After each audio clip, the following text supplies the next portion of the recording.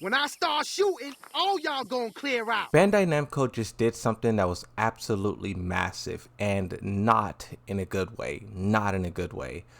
They have been working on this game called Blue Protocol. You know, it was supposed to be their Genshin Impact competitor. For those of you who don't know what Genshin Impact is, basically it's a gacha game. It's a anime game, and it's very profitable. They make a lot of money, and they make a lot of money. That's all you need to know, is that they make a lot of money. And Bandai Namco saw what they were doing, and they tried to copy it. Blue Protocol was supposed to be their own version of it, and it failed miserably. Now, this game had a lot of hype when it first was announced and whatnot, right? But they did a early release in Japan, and it did not go well. All of Japan, they pretty much said, we hate this game, and we're not going to buy it.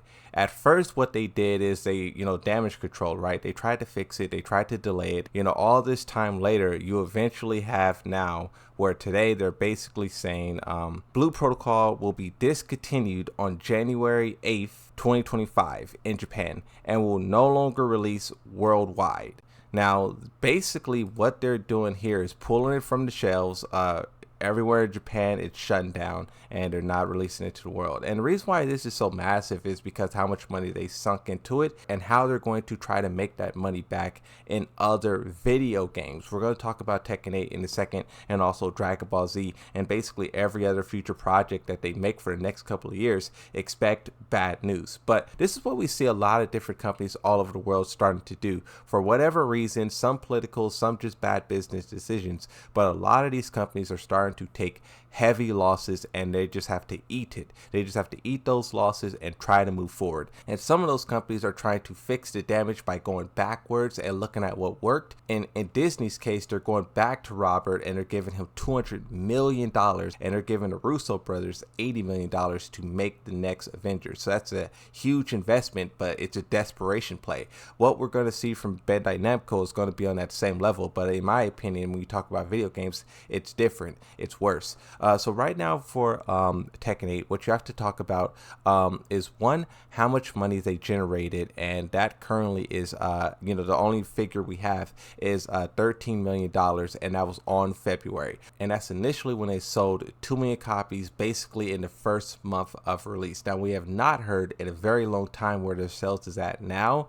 In my opinion, and this is just my opinion, I think the sales of Tekken 8 has slowed down drastically. I mean, when you compare Tekken to Street Fighter on Steam, it's pretty obvious. Street Fighter, which released before Tekken 8, is sitting at 126 on the top seller list. Meanwhile, Tekken 8 is almost double at 231 on the top seller list. When you talk generally about Bandai Namco, something else you have to acknowledge is what they said back in March. They announced that they had a 8.201 billion yen loss during the year of 2023 and 2024. Quite honestly, it's one of the biggest losses that Bandai Namco as a company has ever taken. Like in a modern day, they never taken a loss like that. And in my opinion, that's why I think Tekken 8 is so egregious with everything that it's being, is because Bandai Namco is trying to make up their loss of Blue Protocol everywhere else. When you talk about what comes next, right? Dragon Ball Z, there's a lot of hype surrounding that game.